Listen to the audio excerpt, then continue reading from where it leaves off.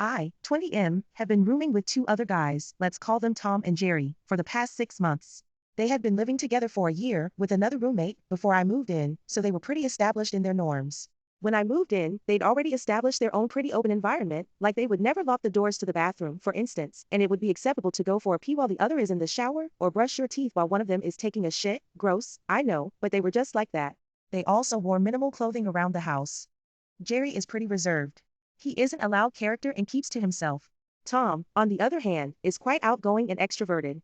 At the beginning I was uncomfortable with their level of personal boundaries, which he picked up on, and used to poke fun at me. For example, he would walk up to me in his underwear while I'm watching TV and start posing as a joke. Or he'd call me from the other room and say, "Hey, I need to show you something," and he'd be standing there buck nude. I'd seen him naked before, so it wasn't a big deal, but that's just the kind of humor he found funny.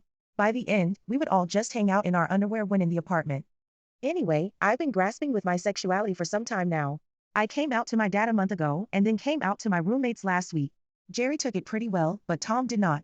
He said that I had taken advantage of him by not telling him, and that it was unfair that I let him walk around naked without saying anything to him, and let him expose himself to me. I tried to explain my thoughts to Jerry. I said that I was unsure of my sexuality, so wasn't wanting to come out before I was ready.